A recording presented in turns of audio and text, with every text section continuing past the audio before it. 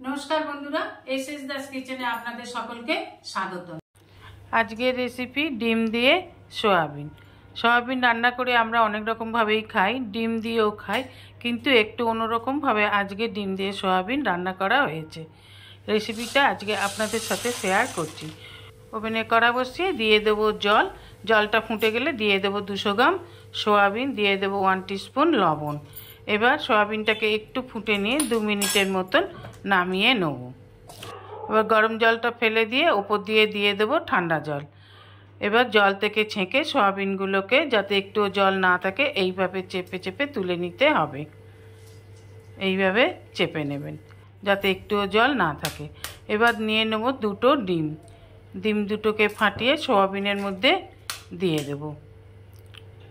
दिए देब 1 टीस्पुन लवण। एबार भालोभावे डिम और सोयाबिन माखिए नेब। এইভাবে ডিম আর সয়াবিন মাখিয়ে নিতে হবে। এবার ওভেনে কড়া বসিয়ে দিয়ে দেব সাদা তেল। তেলটা গরম হয়ে গেলে দিয়ে দেব মেখে রাখা সয়াবিনটাকে। এবার একটু ভালোভাবে নেড়ে চেড়ে ভেজে নিতে হবে। খুব বেশি ভাজলে হবে না, যেন বেশি লাল না হয়, হালকা লাল করে ভেজে তুলে নেব। ঠিক এইভাবে দিয়ে দেব ডুমো করে কেটে রাখা আলুগুলোকে। আলুগুলোকেও হালকা লাল করে ভেজে তুলে নেব। এইভাবে হালকা লাল করে ভেজে তুলে নিতে হবে। এবার দিয়ে দেব ফোড়ন।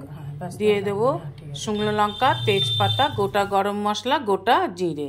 ফোড়নটাকে একটু ভালো করে ভেজে নেব। এবার দিয়ে দেব 1 টিস্পুন হিং। হিং দিলে স্মেলটা খুব ভালো ছাড়ে। দিয়ে দেব পেঁয়াজ বাটা। এবার ভালোভাবে পেঁয়াজটাকে ভালোভাবে ভেজে নেব। যখন পেঁয়াজ হালকা লাল হয়ে আসবে দিয়ে দেব রসুন। রসুনটাকে আমি একটু পরে দিয়েছি, স্মেলটা থাকবে, ভালো লাগবে, আপনারা আগেও দিয়ে দিতে পারেন। দিয়ে ভালোভাবে মশলাটাকে কষে নিন।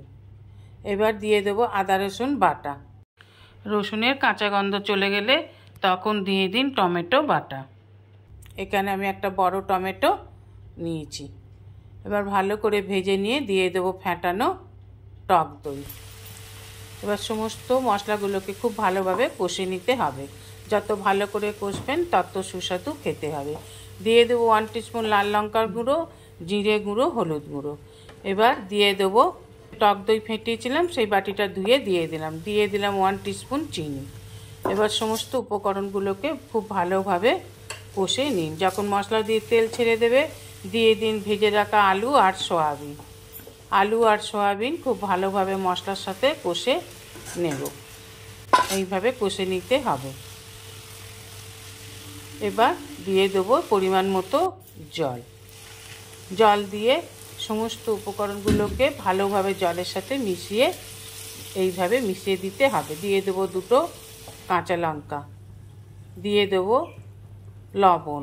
লবণটা একটু বুঝে দেবেন, কেননা আগে সয়াবিন সিদ্ধ করার সময় লবণ দিয়ে নেওয়া হয়েছিল, আর ডিম দিয়ে মাখার সময় তো লবণ দিয়েছিলাম, তাই এখন লবণটা একটু কমই দিতে হবে। 2-3 মিনিট পর ঢাকা খুলে দিয়ে দেবো ধনেপাতা কুচি। দিয়ে দেবো 1 টিস্পুন গরম মশলা গুঁড়ো আর দিয়ে দেবো 1 টিস্পুন ঘি। এবার নেড়ে চেড়ে গ্যাস অফ করে 2 মিনিট স্ট্যান্ডিং সময় দিয়ে রাখুন। 2 মিনিট পর নামিয়ে নিয়ে গরম গরম ভাতের সাথে পরিবেশন করুন।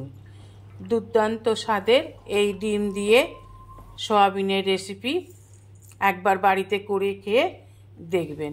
আশা করি রেসিপিটা আপনাদের ভালো লেগেছে। গরম গরম ভাত, রুটি, লুচি, পরোটার সাথে পরিবেশন করুন। আপনি যার সাথেই খান না কেন খেতে খুবই ভালো লাগবে। ভিডিওটি ভালো লাগলে অবশ্যই একটা লাইক, কমেন্ট, সাবস্ক্রাইব করার অনুরোধ রইল। পাশে থাকা বেল আইকনটিতে ক্লিক করে দেবেন নিউ ভিডিওর আপডেট পাওয়ার জন্য। সবাই ভালো থাকবেন।